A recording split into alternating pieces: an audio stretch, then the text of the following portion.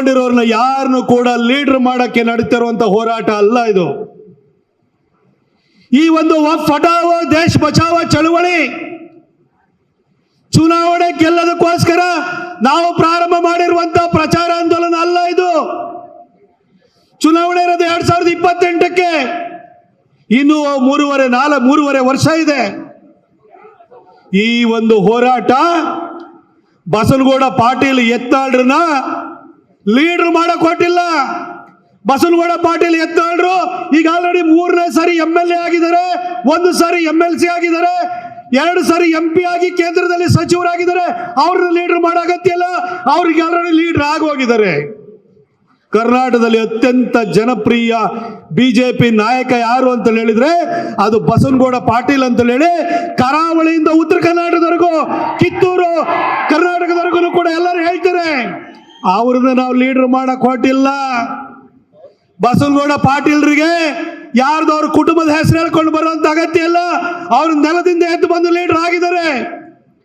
ಇನ್ನ 7 ಸಾರಿ ಸತತವಾಗಿ ಗೋಕಾಕದಲ್ಲಿ ರೂಲ್ ಮಾಡ್ತಿರುವಂತಹ ಅವಿಭಜಿತ ಬೆಳಗಾಂ ಜಿಲ್ಲೆ, ಬೆಳಗಾಂ ಮತ್ತು ಚಿಕ್ಕೋಡಿಯಲ್ಲಿ ತನ್ನ ಪ್ರಭುತ್ವವನ್ನು ಸಾಧಿಸಿರುವಂತಹ ರಮೇಶಣ್ಣ ಜಾರಕಿಹೊಳಿ ಅವರನ್ನ ಲೀಡರ್ ಮಾಡೋ ಅಗತ್ಯ ಇಲ್ಲ, ಆಲ್ರೆಡಿ ಲೀಡರು. ಬಿಜೆಪಿ 2018ರಲ್ಲಿ 104 ಸೀಟು ಬಂದು ಯಡಿಯೂರಪ್ಪ ಸಾಹೇಬರು ಈ ರಾಜ್ಯದ ಮುಖ್ಯಮಂತ್ರಿ ಆಗುವಂಥದ್ದು ಕೂದಲೆಳೆ ಯಂತ್ರದಲ್ಲಿ ಮಿಸ್ ಆದಾಗ ಅವರನ್ನು ಮುಖ್ಯಮಂತ್ರಿ ಮಾಡಬೇಕು ಅಂತ ಹೇಳಿದ್ರೆ ನಮಗೊಂದು ದೊಡ್ಡ ಶಕ್ತಿ ಬೇಕು ಅಂತ ಹೇಳಿ ಯೋಚನೆ ಮಾಡಿದಾಗ ಇಡೀ ಪಕ್ಷಕ್ಕೆ ಬಂದು ನಮ್ಮ ಪಕ್ಷಕ್ಕೆ ಶಕ್ತಿನ ತುಂಬಿ ಯಡಿಯೂರಪ್ಪ ಸಾಹೇಬರು ಮುಖ್ಯಮಂತ್ರಿ ಆಗ್ಲಿಕ್ಕೆ ಮಾಡಿದಂತಹ ಸಾಹುಕಾರನ ನಾವು ಲೀಡರ್ ಮಾಡೋ ಅಗತ್ಯ ಇಲ್ಲ. ಅವ್ರು ಆಲ್ರೆಡಿ ಲೀಡರು, ಈ ಭಾಗದಲ್ಲಿ ದೊಡ್ಡ ಹೆಸರನ್ನ ಇಟ್ಕೊಂಡಿರುವಂಥವ್ರು. ಬಂಧುಗಳೇ, ಈ ಹೋರಾಟ ಅನ್ನೋದು ನಾವು ಯಾರನ್ನು ಲೀಡರ್ ಮಾಡಕ್ಕೆ ಹೊರಟಿರುವಂತಹ ಅಭಿಯಾನ ಅಲ್ಲ ಇದು. ಈ ಹೋರಾಟ, ಈ ಅಭಿಯಾನ ನಡೀತಾ ಇರುವಂತದ್ದು ನಿಮ್ಮ ಭೂಮಿಯನ್ನು ಉಳಿಸ್ಕೊಡೋದಕ್ಕೋಸ್ಕರ, ನಮ್ಮ ರೈತರ ಭೂಮಿಯನ್ನು ಉಳಿಸೋದಕ್ಕೋಸ್ಕರ ನಡೀತಾ ಇರುವಂತಹ ಹೋರಾಟ ಇದು. ಬಂಧುಗಳೇ, ಈ ಹೋರಾಟವನ್ನ ಯತ್ನಾಳ್ರು, ಸಾಹುಕಾರರು ಅವ್ರ ನೇತೃತ್ವದಲ್ಲಿ ನಾವು ಪ್ರಾರಂಭ ಮಾಡಿದೀವಿ. ಇವರ ವಕ್ಫ್ ಭೂ ಕಬಳಿಕೆ ವಿರುದ್ಧ ಹೋರಾಟ ಮಾಡ್ತಿದ್ದೀವಿ. ಈ ರೀತಿ ನಿಷ್ಕಾಮ ಕರ್ಮ ನಿಜವಾದ ಧರ್ಮ ಅಂತಾರೆ. ಸೆಲ್ಫ್ಲೆಸ್ ಆಗಿ ನಿಮ್ಮ ಪರವಾಗಿ ಹೋರಾಟ ಮಾಡ್ತಿರೋರು ಪರವಾಗಿ ನಾವು ನಿಂತಿದ್ದೀವಿ. ಆದ್ರೆ ಅವ್ರ ವಿರುದ್ಧನೇ ಹೇಳಿಕೆ ಕೊಡ್ತಾರಲ್ಲ, ಅವ್ರಿಗೆ ಏನನ್ಬೇಕು ನೀವೇ ಯೋಚನೆ ಮಾಡಿ. ಯಾರ ವಿರುದ್ಧ ಹೋರಾಟ ಮಾಡ್ತಿದ್ದೀರಿ? ಯತ್ನಾಳ್ರಾಗ್ಲಿ ಸಾಹುಕಾರರಾಗ್ಲಿ ಯಾರ ವಿರುದ್ಧ ಟೊಂಕ ಕಟ್ಟಿ ಇವತ್ತು ಬೀದಿಗಿಳಿದಿದ್ದಾರೆ? ರೈತರ ಪರವಾಗಿ. ಯತ್ನಾಳ್ರನ್ನ ಉಚ್ಚಾಟನೆ ಮಾಡ್ಬೇಕಾ? ಯತ್ನಾಳ್ರು ಹೇಳಿದ್ರು ಅವನು ಯಾವನ ಒಬ್ಬನ ಹೆಸರನ್ನ, ಅವನೇನೋ ಲಫಂಗನ ಲಫಡನ ಎಂತದ ಹೇಳಿದ್ರು. ಇಂಥವ್ರಿಗೆ ನಾವು ಉತ್ತರ ಕೊಡ್ಬೇಕಾ? ನಿಮ್ಮ ಪರವಾಗಿ ನಿಂತಿರೋರ ಪರವಾಗಿ ನೀವಿವತ್ತು ಅವ್ರನ್ನ ಉಚ್ಚಾಟನೆ ಮಾಡಬೇಕು ಅಂತಂದಾಗ ನೀವು ಎದ್ದು ನಿಂತು ಪ್ರೊಟೆಸ್ಟ್ ಮಾಡಬೇಕು, ನೀವು ಧ್ವನಿ ಎತ್ತಬೇಕು. ಯಾಕೆಂದ್ರೆ ಸಾಹುಕಾರರು, ಯತ್ನಾಳ್ರು ನಿಮ್ಮ ಪರ ಹೋರಾಟಕ್ಕೆ ಇವತ್ತು ಇಲ್ಲಿ ಬಂದಿರೋದು. ಬಂಧುಗಳೇ, ಯಾರು ಎಷ್ಟೇ ಬೊಬ್ಬೆ ಹೊಡಿಲಿ ನಾವು ತಲೆ ಕೆಡಿಸ್ಕೊಳ್ಳಲ್ಲ. ಆದ್ರೆ ನಿಮ್ಮ ಹೋರಾಟವನ್ನು ತಾರ್ಕಿಕ ಅಂತ್ಯಕ್ಕೆ ತೆಗೆದುಕೊಂಡು ಹೋಗೋವರೆಗೂ ಕೂಡ ನಾವು ವಿಶ್ರಮಿಸಲ್ಲ. ಈ ಭಾಗದಲ್ಲಿ ಯಾಕಾಗಿ ನಾವು ಇವತ್ತು ಯತ್ನಾಳ್ರು, ಸಾಹುಕಾರರ ನೇತೃತ್ವದಲ್ಲಿ ಹೋರಾಟ ಮಾಡ್ತಿದೀವಿ ಅಂತಂದ್ರೆ, ವಕ್ಫ್ ವಿಚಾರ ರಾತ್ರಿ ವಿಜಾಪುರದ ಜನತೆ ಬೆಳಗ್ಗೆ ಎದ್ದು ಪಾಣಿ ನೋಡೋಳಗಡೆ ವಕ್ಫ್ ಆಸ್ತಿ ಅಂತ ಹೇಳಿ ಪರಿವರ್ತನೆ ಆದಾಗ ಅದ್ರ ವಿರುದ್ಧ ಅಹೋರಾತ್ರಿ ಧರಣಿಯನ್ನು ಪ್ರಾರಂಭ ಮಾಡಿದ್ಯಾರು? ಯತ್ನಾಳ್ರು ಪ್ರಾರಂಭವನ್ನು ಮಾಡಿದ್ದು. ಅಹೋರಾತ್ರಿ ಧರಣಿಗೆ ಕೇಂದ್ರ ಸಚಿವೆ ಶೋಭಾ ಕರಂದ್ಲಾಜೆ ಅವರನ್ನು ಕರೆಸಿದ್ಯಾರು? ಯತ್ನಾಳ್ರು ಅಲ್ಲಿ ಕರೆಸಿದ್ರು. ಆ ಸಭೆಗೆ ಜಾಯಿಂಟ್ ಪಾರ್ಲಿಮೆಂಟರಿ ಕಮಿಟಿಯ ಚೇರ್ಮನ್ ಆಗಿರುವಂತಹ ಜಗದಾಂಬಿಕಾ ಪಾಲ್ ಅವ್ರನ್ನ ಕರೆಸಿದ್ಯಾರು? ಯತ್ನಾಳ್ರು ಕರೆಸಿದ್ರು. ಅದಕ್ಕೆ ಬೆಂಗಾವಲಾಗಿ ನಿಂತ್ಕೊಂಡವ್ರು ಯಾರು? ಪ್ರಹ್ಲಾದ್ ಜೋಶಿ ಅವರು ನಿಂತ್ಕೊಂಡ್ರು. ಬೇರೆ ಸೋಮಣ್ಣ ಸಾಹೇಬರು ಸಹಕಾರ ಕೊಟ್ಟರು. ಅದೇ ರೀತಿಯಲ್ಲಿ ಇಡೀ ಇಷ್ಟು ಜನಗಳನ್ನ ಒಟ್ಟು ಸೇರಿಸೋದಕ್ಕೋಸ್ಕರ ಜೊತೆಗೆ ರಾಮ ಲಕ್ಷ್ಮಣರ ತರ ನಿಂತ್ಕೊಂಡವ್ರು ಯಾರು ಅಂತಂದ್ರೆ ಯತ್ನಾಳ್ರ ಜೊತೆಗೆ ನಿಂತ್ಕೊಂಡವ್ರು ಯಾರು ಅಂದ್ರೆ ಸಾಹುಕಾರರು ನಿಂತ್ಕೊಂಡಿದ್ದಾರೆ. ಅವ್ರ ಪರವಾಗಿ ನಾವು ಬೆಂಗಳೂರು ಇರ್ಬೋದು, ಮೈಸೂರಿಂದ ನಾವಿಲ್ಲಿ ಬಂದಿದ್ದೀವಿ. ನಮ್ಮ ಜನರ ಭೂಮಿ ಉಳಿಸೋದಕ್ಕೋಸ್ಕರ ಬಂದಿದ್ವಿ. ಬಂಧುಗಳೇ, ನೇರವಾಗಿ ಒಂದೆರಡು ವಿಚಾರಗಳಿಗೆ ಬರ್ತೀನಿ. 2013ರಿಂದ 2018 ಸಿದ್ದರಾಮಯ್ಯವರು ರಾಜ್ಯದ ಮುಖ್ಯಮಂತ್ರಿ ಆಗಿದ್ರು. ನೀವು ಒಂದು ಸ್ವಲ್ಪ ಹಿಂದಕ್ಕೆ ಹೋಗಿ ಯೋಚನೆ ಮಾಡಿ. 2015ರಲ್ಲಿ ಸಿದ್ದರಾಮಯ್ಯ ಸಾಹೇಬರ ಸರ್ಕಾರ KFD ಇರ್ಬೋದು, PFI ಇರ್ಬೋದು, SDPI ಇರ್ಬೋದು, ಇವ್ರ ವಿರುದ್ಧ ಮಂಗಳೂರಿನಲ್ಲಿ ಪ್ರಕರಣ ದಾಖಲಾಗಿತ್ತು. ಮೈಸೂರಿನಲ್ಲಿ ಪ್ರಕರಣ ದಾಖಲಾಗಿತ್ತು, ಬೆಂಗಳೂರಿನಲ್ಲಿ ಪ್ರಕರಣ ದಾಖಲಾಗಿತ್ತು, ಶಿವಮೊಗ್ಗದಲ್ಲಿ ಪ್ರಕರಣ ದಾಖಲಾಗಿತ್ತು. ಆ ತರ ಸುಮಾರು 1600 SDPI, PFI, KFD ದುರುಳರ ವಿರುದ್ಧ 175 ಕ್ರಿಮಿನಲ್ ಪ್ರಕರಣಗಳು ದಾಖಲಾಗಿತ್ತು. ಆ ತರದ ಪ್ರಕರಣಗಳನ್ನು 2015ರಲ್ಲಿ ಕ್ಯಾಬಿನೆಟ್ ಎದುರುಗಡೆ ಇಟ್ಟು ಅಷ್ಟು ಕ್ರಿಮಿನಲ್ ಪ್ರಕರಣಗಳನ್ನ ವಾಪಸ್ ತೆಗೆದುಕೊಳ್ಳುವ ಮುಖಾಂತರವಾಗಿ ಸಿದ್ದರಾಮಯ್ಯನವರು ಮೊದಲನೇ ಸಾರಿ ಮುಖ್ಯಮಂತ್ರಿ ಆಗಿದ್ದಾಗ ಹಿಂದೂಗಳ ಮಾರಣ ಹೋಮಕ್ಕೆ ದಾರಿ ಮಾಡಿಕೊಟ್ರು. ಆ ಕಾಯ್ದೆಯನ್ನು ವಾಪಸ್ ತೆಗೆದುಕೊಂಡ ಬೆನ್ನಲ್ಲೇ ಟಿಪ್ಪು ಜಯಂತಿನ ಆರಂಭ ಮಾಡಿದ್ರು. ಮೈಸೂರಿನಲ್ಲಿ ರಾಜು ಹತ್ಯೆ ಆಯಿತು, ಕೊಡಗಿನಲ್ಲಿ ಕುಟ್ಟಪ್ಪ ಹತ್ಯೆ ಆಯಿತು, ಮಂಗಳೂರಿನಲ್ಲಿ ದೀಪಕ್ ರಾವ್ ಹತ್ಯೆ ಆಯಿತು, ಬೆಂಗಳೂರಿನಲ್ಲಿ ಸಂತೋಷ್ ಹತ್ಯೆ ಆಯಿತು, ಬೆಂಗಳೂರಿನಲ್ಲಿ ರುದ್ರೇಶ್ ಮರ್ಡರ್ ಕೇಸ್ ಆಯಿತು, ಕುಶಾಲನಗರದಲ್ಲಿ ಪ್ರವೀಣ್ ಪೂಜಾರಿ ಹತ್ಯೆ ಆಯಿತು, ಮೈಸೂರಿನಲ್ಲಿ ಮಾಗಳಿ ರವಿ ಹತ್ಯೆ ಆಯಿತು, ಹಾಗೆ ಉತ್ತರ ಕರ್ನಾಟಕದಲ್ಲಿ ಪರೇಶ್ ಮೆಸ್ತಾ ಹತ್ಯೆ ಆಯಿತು. ಈ ರೀತಿ ಸರಣಿ ಹತ್ಯೆಗಳು ನಡೀಲಿಕ್ಕೆ ಶುರುವಾಯಿತು. ಅದರ ನಂತರ ಇದೇ ಪಕ್ಕದಲ್ಲೇ ಇರುವಂತಹ ಗುಲ್ಬರ್ಗದಲ್ಲಿ ಒಬ್ಬ ಕಳ್ಳ ಮಲ್ಲಿಕಾರ್ಜುನ ಬಂಡೆ ಪೊಲೀಸ್ ಆಫೀಸರ್ ಹತ್ಯೆ ಮಾಡಿದ. ತುಮಕೂರಿನಲ್ಲಿ PSI ಜಗದೀಶನ ಒಬ್ಬ ಕಳ್ಳ ಡ್ರಾಗರ್ ಅಲ್ಲಿ ಚುಚ್ಚಿ ಸಾಯಿಸಿದ. DYSP MK ಗಣಪತಿಯವರು ಅನುಮಾನಾಸ್ಪದವಾಗಿ ಸಾವನ್ನಪ್ಪಿದ್ರು. DK Ravi ಸಾವನ್ನಪ್ಪಿದ್ರು. DC ಆಗಿದ್ದಂತ ಶಿಖಾ ಅವರ ಮೇಲೆ ಅವಾಚ್ಯ ಶಬ್ದಗಳಿಂದ ನಿಂದನೆ ಆಯಿತು. IAS ಆಫೀಸರ್ ರಶ್ಮಿ ಮಹೇಶ್ ಮೇಲೆ ದಾಳಿ ಆಯಿತು. ಹೀಗೆ ಅಧಿಕಾರಿಗಳಿಗೂ ರಕ್ಷಣೆ ಇರಲಿಲ್ಲ, ಪೊಲೀಸ್ ಅಧಿಕಾರಿಗಳಿಗೂ ರಕ್ಷಣೆ ಇಲ್ಲ, ಹಿಂದೂ ಕಾರ್ಯಕರ್ತರಿಗೂ ರಕ್ಷಣೆ ಇಲ್ಲ ಅಂತ ಆಯ್ತು. 2023ರಲ್ಲಿ ಮತ್ತೆ ಚುನಾವಣೆ ಬಂತು. ಹಳೆ ಅನುಭವನ ಇಟ್ಕೊಂಡು ನಾವು ಹೇಳೋದು, ಒಂದು ವೇಳೆ ಯಾಮಾರಿ ಏನಾದ್ರು ಕಾಂಗ್ರೆಸ್ಗೆ ನೀವು ಓಟ್ ಹಾಕಿದ್ರೆ ಸ್ಥಾಪನೆ ಆಗೋದು ಕನ್ನಡಿಗರ ಸರ್ಕಾರ ಅಲ್ಲ, ತಾಲಿಬಾನಿ ಸರ್ಕಾರ ಸ್ಥಾಪನೆ ಆಗುತ್ತೆ ಅಂತ ಹೇಳಿದ್ದು. ಇವತ್ತು 1.5 ವರ್ಷ ಆಯ್ತು ಅಧಿಕಾರಕ್ಕೆ ಬಂದು. ಇವತ್ತು ಸಿದ್ದರಾಮಯ್ಯನವರ ಸರ್ಕಾರ ನಡೀತಾ ಇರುವಂತ ರೀತಿಯನ್ನು ನೋಡಿದ್ರೆ ನಿಮಗೆ ಯಾರಿಗಾದ್ರೂ ಇದು ತಾಲಿಬಾನಿ ಸರ್ಕಾರ ಕರ್ನಾಟಕದಲ್ಲಿ ಸ್ಥಾಪನೆ ಆಗಿದೆ ಅನ್ನೋದ್ರ ಬಗ್ಗೆ ನಿಮ್ಗೆ ಯಾರಿಗಾದ್ರೂ ಅನುಮಾನ ಇದೆಯಾ? ಆಗ 2015ರಲ್ಲಿ ಕ್ರಿಮಿನಲ್ ಪ್ರಕರಣ ವಾಪಸ್ ತೆಗೆದುಕೊಂಡ್ರು. ಸಿದ್ದರಾಮಯ್ಯನವರು 2ನೇ ಸಾರಿ ಮುಖ್ಯಮಂತ್ರಿ ಆದ್ರು. ಹುಬ್ಬಳ್ಳಿನಲ್ಲಿ ಪೊಲೀಸ್ ಜೀಪನ್ನ ಜಖಂ ಮಾಡಿದಂತಹ, ಪೊಲೀಸರ ಮೇಲೆ ದಾಳಿ ಮಾಡಿದಂತಹ, ಮುಸಲ್ಮಾನರ ವಿರುದ್ಧ ಇದ್ದಂತಹ UAPA ಕೇಸ್ಗಳು, ಅನ್ಲಾಫುಲ್ ಆಕ್ಟಿವಿಟೀಸ್ ಪ್ರಿವೆನ್ಷನ್ ಆಕ್ಟ್, ಅದರಡಿ ಹಾಕಿದಂತ ಕಠಿಣಾತಿ ಕಠಿಣ ಪ್ರಕರಣಗಳನ್ನು ವಾಪಸ್ ತೆಗೆದುಕೊಂಡ್ರು. ಆದ್ರ ಬೆನ್ನಲ್ಲೇ ಮಾರಣ ಹೋಮಕ್ಕೆ ದಾರಿ ಮಾಡಿಕೊಡೋ ಸೂಚನೆ ಕೊಟ್ಟಿದ್ದು ಮಾತ್ರ ಅಲ್ಲ, ಈ ಸರಿ ನಿಮ್ಮ ಪ್ರಾಣ ಮಾತ್ರ ತೆಗೆಯಲ್ಲ, ನಿಮ್ಮ ಭೂಮಿನೂ ಕಿತ್ಕೊಳ್ತೀವಿ ಅಂತ ಹೇಳ್ಬಿಟ್ಟು ವಫ್ನ ಅಸ್ತ್ರವನ್ನು ಬಿಟ್ಟಿದ್ದಾರೆ. ಇವತ್ತು ರಾತ್ರಿ ವಿಜಯಪುರದ ಸಾವಿರಾರು ಜನ ರೈತರು ಭೂಮಿ ಕಳ್ಕೊಳ್ಳುವಂತ ಪರಿಸ್ಥಿತಿ ಬಂದಿದೆ. ತೇರದಾಳದಲ್ಲಿ ನೋಟಿಸ್ ಕೊಟ್ಟಿದ್ದಾರೆ, ಹಾಗೆ ವಿಜಯಪುರದಲ್ಲಿ ಜೊತೆಗೆ ಬೀದರ್ನಲ್ಲಿ ಕೊಟ್ಟಿದ್ದಾರೆ. ಮೈಸೂರಿನಲ್ಲಿ ಸರ್ಕಾರಿ ಆಸ್ತಿ 443 ಎಕರೆನ ಕಬಳಿಸುವಂತ ಕೆಲಸ ಮಾಡಿದ್ದಾರೆ. ಇಡೀ ರಾಜ್ಯಾದ್ಯಂತ ಲಕ್ಷಾಂತರ ಎಕರೆ ಹಿಂದೂಗಳ ಭೂಮಿಯನ್ನು ಕಬಳಿಸುವಂತ ಕೆಲಸವನ್ನ ಇವತ್ತು ಸಿದ್ದರಾಮಯ್ಯ ಸರ್ಕಾರ ಮಾಡ್ತಾ ಇದೆ. ಅದ್ರ ವಿರುದ್ಧ ಎತ್ತಾಳರು ಸಾಹುಕಾರರು ಹೋರಾಟಕ್ಕೆ ನಿಂತಿದ್ದಾರೆ. ಇದಕ್ಕೆ ನಾವು ಸಹಕಾರ ಕೊಡ್ಬೇಕಾ ಬೇಡವಾ? ನಾವು ಧ್ವನಿ ಎತ್ತಬೇಕಾ ಬೇಡವಾ? ಅವ್ರ ಜೊತೆ ನಿಂತ್ಕೊಂಡು ನಾವು ಹೋರಾಟ ಮಾಡಿ ತಾರ್ಕಿಕ ಅಂತ್ಯಕ್ಕೆ ತೆಗೆದುಕೊಂಡು ಹೋಗ್ಬೇಕಾ ಬೇಡವಾ? ಆ ಕಾರಣಕ್ಕೋಸ್ಕರ ನಾವು ಇವತ್ತು ಅಭಿಯಾನವನ್ನು ಮಾಡ್ಕೊಂಡಿದ್ದೀವಿ. ಬಂಧುಗಳೇ, ಅವನು ಯಾರು? ಜಮೀರ್ ಅಹಮದ್ ಇರೋದು 4 ಅಡಿ ಇರೋದನೆ ಮನುಷ್ಯ. ಅಲ್ಲಾಕಿ ಆಸ್ತಿ ಅಂತ, ಇದು ಅಲ್ಲೊಂದು ಆಸ್ತಿ ಅಂತೆ. ನಾ ಜಮೀರ್ ಅಹಮದ್ ಕೇಳಲಿಕ್ಕೆ ಬಯಸ್ತೀನಿ. ನೀವು ಸಿದ್ದರಾಮಯ್ಯನವರು ಹೇಳಿದರೆ ಇದು ಅಲ್ಲಾಕಿ, ಇದು ಜಮೀನು, ಅದು ಇದು ಅಂತ ಹೇಳ್ತಾ ಇದ್ದೀರಲ್ಲ. ಜಮೀರ್ ಅಹಮದ್, ನಿಮ್ಮ ಅಲ್ಲಾಗೂ ಭಾರತಕ್ಕೂ ಏನ್ರಿ ಸಂಬಂಧ ಇದೆ? ಅರಬ್ನಲ್ಲಿ ಹುಟ್ಟಿರುವ ನಿಮ್ಮ ದೇವರಿಗೂ ನಿಮ್ಮ ಪ್ರವಾದಿಗೂ ಭಾರತಕ್ಕೆ ಏನ್ ಸಂಬಂಧ ಇದೆ? ಇಸ್ಲಾಂ ಇರ್ಬೋದು, ಕ್ರಿಶ್ಚಿಯಾನಿಟಿ ಇರ್ಬೋದು, ಈ ನೆಲದ ಧರ್ಮಗಳಲ್ಲ. ಆ ಬರಡು ಭೂಮಿಯಾಗಿರುವಂತ ಮರುಭೂಮಿಯಲ್ಲಿ ಹುಟ್ಟಿದಂತ ಧರ್ಮಗಳು. ನೀವು ನೆಲೆ ಕಂಡುಕೊಂಡು ಭಾರತಕ್ಕೆ ಬಂದಿದ್ದೀರಿ ಹೊರತು ನಮ್ಮ ಧರ್ಮ ನಿಮ್ಮ ಹತ್ರ ನೆಲೆ ಕಳ್ಕೊಂಡು ಹೋಗಿಲ್ಲ. ನಿಮಗೂ ಭಾರತಕ್ಕೆ ಏನ್ರಿ ಸಂಬಂಧ? ನಿಮ್ಮ ಪ್ರವಾದಿಗೂ ಭಾರತಕ್ಕೆ ಏನ್ ಸಂಬಂಧ? ನಿಮ್ಮ ಧರ್ಮಕ್ಕೂ ಭಾರತಕ್ಕೆ ಏನ್ ಸಂಬಂಧ? ಹಾಗಿರ್ಬೇಕಾದ್ರೆ ಅಲ್ಲಾಹು ಭೂಮಿ ಭಾರತದಲ್ಲಿ ಹೇಗಿರಕ್ ಸಾಧ್ಯ? ಇಲ್ಲಿರುವಂತದ್ದು ರಾಮನ ಭೂಮಿ, ಇಲ್ಲಿರುವಂತದ್ದು ಇಲ್ಲಿರೋದು ಕೃಷ್ಣನ ಭೂಮಿ.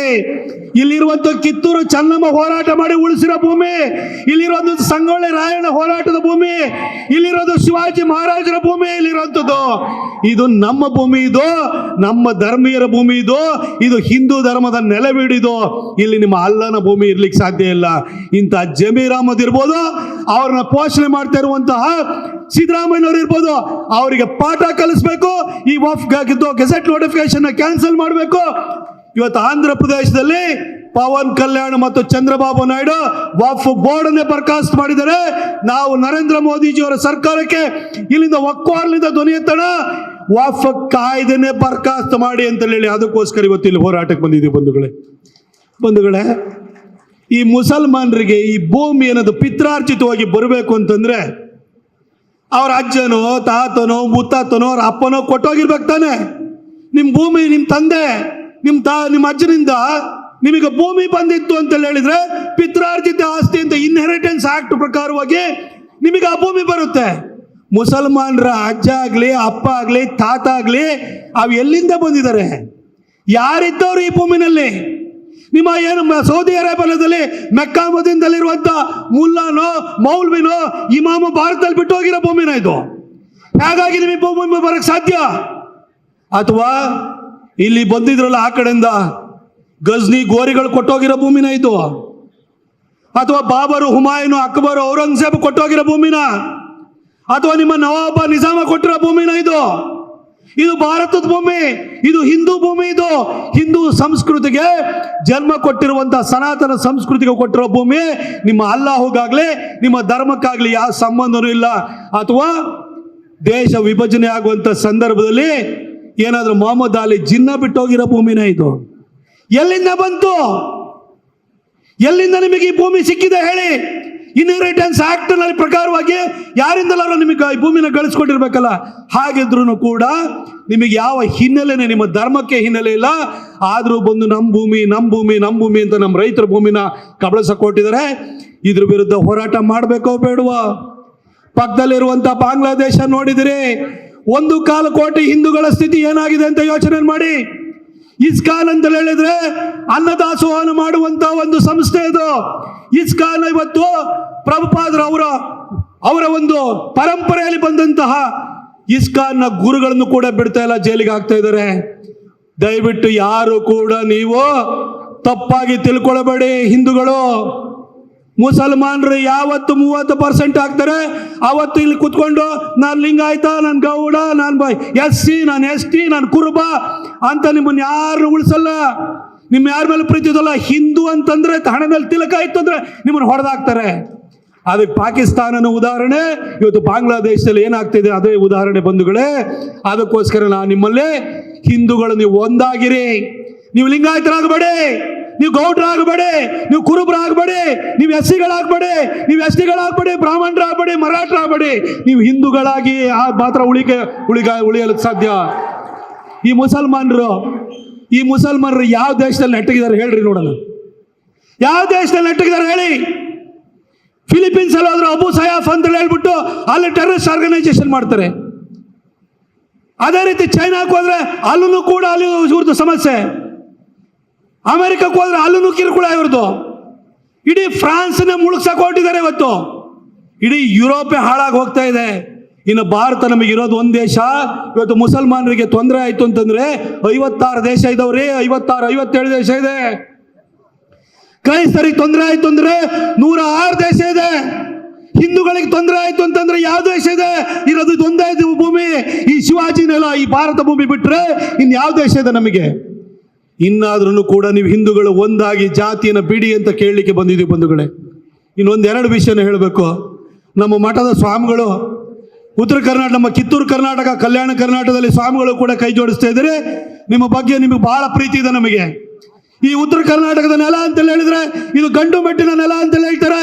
ಸಂಗೊಳ್ಳಿ ರಾಯಣ್ಣ, ಕಿತ್ತೂರು ರಾಣಿ ಚೆನ್ನಮ್ಮ, ಶಿವಾಜಿ ಮಹಾರಾಜರು ಇದೇ ಈ ಭಾಗದಲ್ಲಿ, ಬದಕರಿ ನಾಯಕ, ಇಂಥವರೆಲ್ಲ ಬಂದು ಹೋಗಿರೋಂಥ ಭೂಮಿ. ಈ ಭೂಮಿನಲ್ಲಿ ಮಾತ್ರ ಕ್ಷಾತ್ರ ಇದೆ, ಶೌರ್ಯ ಇದೆ. ಈ ಭಾಗದಲ್ಲಿ ಸ್ವಾಮಿಗಳು ಕೂಡ ಇವತ್ತು ಹೋರಾಟಕ್ಕೆ ಕೈ ಜೋಡಿಸಿದ್ದಾರೆ ಬಂಧುಗಳೇ. ಸ್ವಾಮಿಗಳು ಇವತ್ತು ಮಠ ಮಾನ್ಯಗಳು ನಡೀತಾ ಇದ್ರೆ, ಕಟಾವು ಬಂದಾದ ಕೂಡಲೇ ಜೋಳ ಸೀಸನು, ರಾಗಿ ಸೀಸನು, ಭತ್ತದ ಸೀಸನು ಈ ರೀತಿ ಬಂದ ಕೂಡಲೇ ಸ್ವಾಮಿಗಳ ಜೋಳಗೆ ಇಟ್ಕೊಂಡು ಊರೂರಿಗೆ ಬರೋರು. ನೀವು ದವಸ ಕೊಡ್ತಾ ಇದ್ರಿ, ದಾನ ಕೊಡ್ತಾ ಇದ್ರಿ. ಆ ದವಸ ಧಾನ್ಯದಲ್ಲಿ ನಿಮಗೆ ಮಠದಲ್ಲಿ ಅಕ್ಷರ ದಾಸೋಹ ನಡೀತಾ ಇತ್ತು, ಅನ್ನದಾಸೋಹ ನಡೀತಾ ಇತ್ತು. ಈ ಕಾರ್ಯಕ್ರಮಕ್ಕೆ ನಮ್ಮ ದಾವಣಗೆರೆಯಲ್ಲಿ ನಮ್ಮ ಪಕ್ಷವನ್ನು ಕಟ್ಟಿ ಬೆಳೆಸಿದಂತಹ ಮಾಜಿ ಸಂಸದರು ಆಗಿರುವಂತಹ ಸಿದ್ದೇಶ್ವರಣ್ಣವರು ಬಂದಿದ್ದಾರೆ. ಅವರನ್ನು ನಿಮ್ಮೆಲ್ಲರ ಪರವಾಗಿ ಈ ಸಭೆಗೆ ನಾನು ಸ್ವಾಗತವನ್ನು ಮಾಡ್ತೀನಿ. ಅದೇ ರೀತಿ ಹರಿಹರದ ಶಾಸಕರು, ಪಕ್ಷದ ಮುಖಂಡರು ಆಗಿರುವಂಥ BP ಹರೀಶ್ ಅವರು ಬಂದಿದ್ದಾರೆ. ಅವರನ್ನು ಕೂಡ ನಾನು ಸ್ವಾಗತವನ್ನು ಮಾಡ್ತೀನಿ ಈ ಸಭೆಗೆ.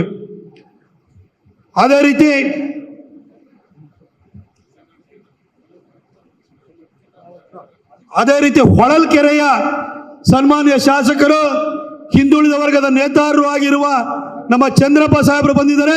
ಅವರು ಕೂಡ ಈ ಸಭೆಗೆ ನಾನು ಸ್ವಾಗತವನ್ನು ಮಾಡ್ತೀನಿ. ಬಂಧುಗಳೇ, ನೀವೆಲ್ಲರೂ ಕೂಡ ನೀವೆಲ್ಲ ನಮ್ಮ ಹಿಂದೂ ಹುಲಿ ಬಸವನಗೌಡ ಪಾಟೀಲ್ ಯತ್ನಾಳರ ಭಾಷಣ ಕೇಳಲಿಕ್ಕೆ ಎಲ್ಲ ಕಾತರರಾಗಿದ್ದೀರಿ ಅಂತ ನನಗೆ ಗೊತ್ತು. ಹಾಗಾಗಿ ನಾನು ಆದಷ್ಟು ಬೇಗ ಭಾಷಣ ಮುಗಿಸ್ತೀನಿ. ಆ ಮುಗಿಸೋ ಮೊದಲು ಒಂದೆರಡು ಮಾತುಗಳನ್ನ ಹೇಳಿಕ್ಕೆ ಬಯಸ್ತೀನಿ.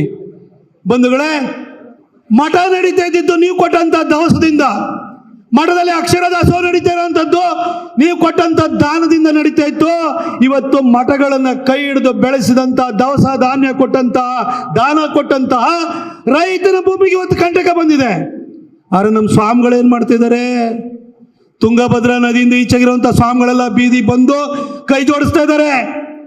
ನಮ್ಮ ಆ ಕಡೆಗೆ ತುಂಗಭದ್ರಾ ನದಿ ದಾಟ್ಬಿಟ್ಟು ಆ ಕಡೆಗೆ ಸೌತ್ ಕರ್ನಾಟಕ, ದಕ್ಷಿಣ ಕರ್ನಾಟಕದ ಸ್ವಾಮಿಗಳಿಗೆ ಈ ವೇದಿಕೆ ಮುಖಾಂತರ, ಮಾಧ್ಯಮಗಳ ಮುಖಾಂತರ ಕರೆ ಕೊಡ್ತೀನಿ.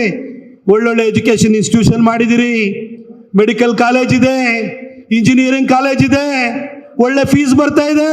ರೈತರು ಬೇಡ ಅಂತ ಹೇಳ್ಬಿಟ್ಟು ಕೂತ್ಕೊಂಡಿದ್ದೀರಾ. ನಾಳೆ ಮುಸಲ್ಮಾನರು ಬೀದಿಗಳಿತ್ತು ಅಂತಂದ್ರೆ ನಿಮ್ಮ ಮಠನೂ ಉಳಿಯಲ್ಲ, ನಿಮ್ಮ ಯಾವ ಆಶ್ರಮನೂ ಉಳಿಯಲ್ಲ. ಇವತ್ತು ರೈತ ಕಷ್ಟಪಟ್ಟಿದ್ದಾನೆ, ನೀವು ಮಠದಲ್ಲಿ ಕಡೆ ಕೂತ್ಕೊಂಡ್ಬಿಟ್ಟು ಬಂದಂತ ಭಕ್ತರಿಗೆ ಅಕ್ಷತೆ ಹಾಕು, ಕೈಗೆ ಸೇಬಣ್ಣು ಕೊಡು, ಕಿತ್ಲೆ ಹಣ್ಣು ಕೊಡು, ಅಥವಾ ಮೂಸಂಬಿ ಹಣ್ಣು ಕೊಡು. ಇದಕ್ಕೆಲ್ಲ ನೀವಿರೋದು ಧರ್ಮ ರಕ್ಷಣೆ ಕೆಲಸವನ್ನ ಇವತ್ತು ಮಾಡಬೇಕು. ನಮ್ಮ ರೈತರನ್ನ ಉಳಿಸೋ ಕೆಲಸಕ್ಕೆ ಸ್ವಾಮೀಜಿಯವರು ಕೂಡ ಕೈ ಜೋಡಿಸ್ಬೇಕು ಅಂತ ಹೇಳ್ಬಿಟ್ಟು ನಾನು ವಿನಮ್ರವಾಗಿ ಕೇಳ್ತೇನೆ. ಅದೇ ರೀತಿಯಲ್ಲಿ ನಿಮಗೆ ಕಟುವಾದ ಎಚ್ಚರಿಕೆಯನ್ನು ಕೂಡ ನಾವು ಕೊಡ್ಲಿಕ್ಕೆ ಬಯಸ್ತೀವಿ. ಯಾಕೆಂತಂದ್ರೆ ಸ್ವಾಮಿಗಳ ಸ್ಥಿತಿ, ಇಸ್ಕಾನ್ನ ಸ್ವಾಮಿಗಳ ಸ್ಥಿತಿ ಇವತ್ತು ಬಾಂಗ್ಲಾದೇಶದಲ್ಲಿ ಏನಾಗಿದೆ ಅನ್ನೋದನ್ನ ನೋಡಿ ಆದ್ರೂ ಕೂಡ ನಮ್ಮ ರೈತರ ಬೆಂಗಾವಲಿಗೆ ಬರಬೇಕು ಅಂತ ಹೇಳ್ಬಿಟ್ಟು ನಾನು ಅವರಿಗೆ ಕರೆಯನ್ನು ಕೊಡ್ತೀನಿ. ಬಂಧುಗಳೇ, ನಮ್ಮ ಧರ್ಮದ ಹಿರಿಮೆ ಬಗ್ಗೆ ಒಂದೆರಡು ನಿಮಿಷದಲ್ಲಿ ಮಾತಾಡ್ತಾ ಹೇಳ್ತೀನಿ, ನಾನು ಮಾತನ್ನು ಮುಗಿಸ್ತೀನಿ.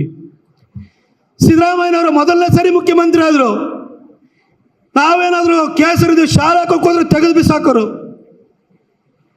ನಮ್ಮ ಏನಾದ್ರು ಕುಂಕುಮ ಇಡಕ್ ಹೋದ್ರೆ ಕುಂಕುಮ ಇಡಿಸ್ಕೊಳ್ತಿರ್ಲಿಲ್ಲ. ಎರಡನೇ ಸರಿ ಮತ್ತೆ ಮುಖ್ಯಮಂತ್ರಿ ಆದ್ರು. ಅದೇ ದರ್ಪ ಮುಂದುವರೆದಿತ್ತು. ತಾಯಿ ಚಾಮುಂಡಿ ಬೆಟ್ಟ ಇದೆ, ವರ್ಷಕ್ಕೊಂದ್ಸರಿ ದಸರಾ ಉದ್ಘಾಟನೆ ಬರ್ತಿದ್ರೆ ಹೊರತು ಯಾವತ್ತು ತಾಯಿ ಚಾಮುಂಡಿ ಹತ್ರ ಹೋಗಿ ಕೈಯ ಮುಗಿತಿರ್ಲಿಲ್ಲ. ಆದ್ರೆ ಯಾವಾಗ ಮೂಡ ಹಗರಣ ಬಂದು ತಗಲಾಕೊಳ್ತು ನೋಡಿ, ನಮ್ಮ ಸಿದ್ದರಾಮಯ್ಯ ಸಾಹೇಬರು ಅದುವರೆಗೆ ಚಾಮುಂಡಿ ಬೆಟ್ಟದ ಕಡೆ ತಲೆನೇ ಹಾಕಿ ಮಲಗ್ತಿರ್ಲಿಲ್ಲ. ಸೀದಾ ಹೋಗಿ ತಾಯಿ ಚಾಮುಂಡಿಯ ಕೃಪೆ ಇದೆ ಅಂತ ಹೇಳಿ ತಾಯಿ ಹತ್ರ ಬೇಡಕ್ ಹೋದ್ರು. ಅದಾದ ನಂತರ ಹಾಸನಾಂಬೆ ಹತ್ರಕ್ಕೆ ಹೋದ್ರು, ತಾಯಿ ಕಾಪಾಡು ಅಂತ ಹೋದ್ರು. ಕಷ್ಟ ಬಂದಾಗ ಸಿದ್ದರಾಮಯ್ಯನವ್ರನ್ನ ಸಾಬ್ರು ದೇವರು ಕಾಪಾಡಲಿಲ್ಲ, ಕ್ರೈಸ್ತರ ದೇವರು ಕಾಪಾಡಲಿಲ್ಲ. ಕಾಪಾಡಬೇಕಾಗಿದ್ದು ನಮ್ಮ ತಾಯಿ ಚಾಮುಂಡಿ ಹಾಸನಾಂಬೆ ಕಾಪಾಡಿದ್ದು. ಬಂಧುಗಳೇ, ಇವತ್ತು ಸಿದ್ದರಾಮಯ್ಯನವರಿಗೆ ಮನವರಿಕೆ ಆದ್ರೂ ಕೂಡ ಅವ್ರನ್ನ ಕಾಪಾಡೋದು ಸಾಬ್ರು ದೇವರಲ್ಲ, ಹಿಂದೂ ದೇವರೇ ಕಾಪಾಡೋದು ಅಂತ ಗೊತ್ತಾಗಿದೆ. ಆದ್ರೆ ಓಟಿನ ರಾಜಕಾರಣಕ್ಕೋಸ್ಕರವಾಗಿ ಈ ವಫ್ನ ಇಟ್ಕೊಂಡು ನಿಮ್ಮ ಭೂಮಿಯನ್ನು ಕಸಿಯುವಂತ ಕೆಲಸವನ್ನ ಮಾಡ್ತಾ ಇದ್ದಾರೆ. ಬಂಧುಗಳೇ, ಇದಕ್ಕೋಸ್ಕರ ಹಿಂದೂಗಳ ಒಗ್ಗಟ್ಟಾಗಿ ನಾವೆಲ್ಲ ಒಕ್ಕೋರ್ಲಿಂದ ಧ್ವನಿಯನ್ನು ಮೊಳಗಿಸ್ಬೇಕು. ನಾವು ಆಂಧ್ರ ಪ್ರದೇಶದಲ್ಲಿ ಯಾವ ರೀತಿ ವಫ್ ಬೋರ್ಡ್ ಕಿತ್ತಾಕಿದ್ರು ಅದೇ ರೀತಿ ಕರ್ನಾಟಕದಲ್ಲೂ ವಫ್ ಬೋರ್ಡ್ ಕಿತ್ತಾಕ್ಬೇಕು. ನಮ್ಮ ಧ್ವನಿ ನರೇಂದ್ರ ಮೋದಿ ಅವರಿಗೆ ಕೇಳಿಸಿ ವಫ್ ಕಾಯ್ದೆನೆ ರದ್ದು ಮಾಡಬೇಕು. ಅಲ್ಲಿವರೆಗೂ ನಾವೆಲ್ಲರೂ ಕೂಡ ನಿರಂತರವಾಗಿ ಹೋರಾಟ ಮಾಡೋಣ ಅಂತ ಹೇಳ್ತಾ, ಈ ಒಂದು ಹೋರಾಟಕ್ಕೆ ಒಂದು ಸಮರ್ಥ ನಾಯಕತ್ವವನ್ನು ಕೊಟ್ಟಿರುವಂತಹ ನಮ್ಮ ಹಿಂದೂ ಹುಲಿ ಬಸವನಗೌಡ ಪಾಟೀಲ್ ಯತ್ನಾಳರಿಗೆ, ಅವ್ರ ಜೊತೆ ಹೆಗಲು ಕೊಟ್ಟು ನಿಂತಿರುವಂತಹ ಸಾಹುಕಾರರಿಗೆ, ಈ ಒಂದು ಕಾರ್ಯಕ್ರಮದ ರೂಪುರೇಷೆನ ನಿರ್ಧಾರ ಮಾಡ್ತಾ ಇರುವಂತಹ ನಮ್ಮ ಅರವಿಂದ್ ಲಿಂಬಾವಳಿಯರು ಇರ್ಬೋದು, ಕುಮಾರ್ ಬಂಗಾರಪ್ಪನವರು ಇರ್ಬೋದು, BV ನಾಯಕರು ಇರ್ಬೋದು, ನಮಗೆ ದೊಡ್ಡ ಶಕ್ತಿಯನ್ನು ಕೊಟ್ಟಿರುವಂಥ ಸಿದ್ದೇಶ್ವರಣ್ಣ ಇರ್ಬೋದು, ಚಂದ್ರಪ್ಪನವರು ಇರ್ಬೋದು, ಅದೇ ರೀತಿಯಲ್ಲಿ BP ಹರೀಶ್ ಅವರು ಇರ್ಬೋದು, ಮಹೇಶ್ ಕುಮಟಳ್ಳಿ ಅವರಿಗಿರ್ಬೋದು, ಶ್ರೀಮಂತ ಪಾಟೀಲ್ರಿಗಿರ್ಬೋದು, ಪ್ರತಿಯೊಬ್ಬರ ನಾಯಕರಿಗೂ ಕೂಡ ನಾನು ವಂದಿಸ್ತೀನಿ. ಈ ನಮ್ಮ ಹೋರಾಟ ಕೇವಲ ಒಂದು 4 ದಿನಗಳ ಮೀಡಿಯಾದ ಪ್ರಚಾರಕ್ಕೋಸ್ಕರ ನಡೀತಿರೋ ಹೋರಾಟ ಅಲ್ಲ. ಇವತ್ತು ಹಿಂದೂಗಳ ಬಗ್ಗೆ ನಿಜವಾದ ಕಾಳಜಿ, ಪ್ರೀತಿಯನ್ನು ಇಟ್ಕೊಂಡಿರುವಂತಹ ಹೋರಾಟ. ಇವತ್ತು ಉತ್ತರ ಪ್ರದೇಶದಲ್ಲಿ ಯೋಗಿ ಆದಿತ್ಯನಾಥ್, ಹಿಂದೂಗಳನ್ನ ಕಾಯಲಿಕ್ಕೆ ಯೋಗಿ ಆದಿತ್ಯನಾಥ್ ಉತ್ತರ ಪ್ರದೇಶದಲ್ಲಿದ್ದಾರೆ. ಹಿಂದೂಗಳನ್ನ ಹಿತರಕ್ಷಣೆ ಮಾಡಲಿಕ್ಕೆ ಮಹಾರಾಷ್ಟ್ರದಲ್ಲಿ ದೇವೇಂದ್ರ ಫಡ್ನವೀಸ್ ಇದ್ದಾರೆ. ಆಂಧ್ರದಲ್ಲಿ ಹಿಂದೂಗಳ ರಕ್ಷಣೆ ಮಾಡಲಿಕ್ಕೋಸ್ಕರವಾಗಿ ಪವನ್ ಕಲ್ಯಾಣ್ ಬಂದಿದ್ದಾರೆ. ತಮಿಳುನಾಡಿನಲ್ಲಿ ಒಬ್ಬ ಅಣ್ಣಾಮಲೈ ಇದ್ದಾರೆ. ಕರ್ನಾಟಕಕ್ಕೂ ಕೂಡ ಅಂತ ಲೀಡರ್ಶಿಪ್ ಬೇಕು. ಆ ಲೀಡರ್ಶಿಪ್ ಕೂಡ ಅಂತ ಶಕ್ತಿ ಇರೋದು ಯಾರಿಗೆ? ಶಕ್ತಿ ಇರೋದು ಬಸವನಗೌಡ ಪಾಟೀಲ್ ಯತ್ನಾಳ್ರಿಗೆ. ಅವ್ರ ನೇತೃತ್ವದಲ್ಲಿ ಹೋರಾಟ ಮಾಡೋಣ ಅಂತ ಹೇಳ್ತಾ, ನಿಮ್ಮೆಲ್ಲರೂ ಇಷ್ಟು ದೊಡ್ಡ ಸಂಖ್ಯೆಯಲ್ಲಿ ಬಂದಿದ್ದೀರಿ. ನಿಮ್ಮೆಲ್ಲರಿಗೂ ಕೂಡ ನಾನು ವಂದಿಸ್ತೀನಿ. ಉತ್ತರ ಕರ್ನಾಟಕ, ದಕ್ಷಿಣ ಕರ್ನಾಟಕಕ್ಕೆ ನೀವು ಹೋರಾಟದಲ್ಲಿ ನೀವು ಮೇಲ್ಪಂಕ್ತಿನ ಹಾಕೊಟ್ಟವರು. ನವಾಬ್ರ ವಿರುದ್ಧ ಹೋರಾಟ ಮಾಡಿದವರು ನೀವು, ನಿಜಾಮ್ರ ವಿರುದ್ಧ ಹೋರಾಟ ಮಾಡಿದವರು ನೀವು, ಬೋಮರಿ ಸುಲ್ತಾನ್ರ ವಿರುದ್ಧ ಹೋರಾಟ ಮಾಡಿದವರು ನೀವು. ಕರ್ನಾಟಕಕ್ಕೆ ಉತ್ತರ ಕರ್ನಾಟಕ ಅಥವಾ ಕಿತ್ತೂರು ಅಥವಾ ಕಲ್ಯಾಣ ಕರ್ನಾಟಕ ಮಾದರಿಯಾಗಿರಬೇಕು. ಈ ಹೋರಾಟಕ್ಕೂ ಕೂಡ ಕಿತ್ತೂರು ಕರ್ನಾಟಕ, ಕಲ್ಯಾಣ ಕರ್ನಾಟಕ ಮಾದರಿಯಾಗಲಿ ಅಂತ ಹೇಳಿ ಆಶಿಸ್ತಾ ನನ್ನ ಮಾತನ್ನು ಮುಗಿಸ್ತೀನಿ. ಬೋಲೋ ಭಾರತ್ ಮಾತಾ ಕಿ.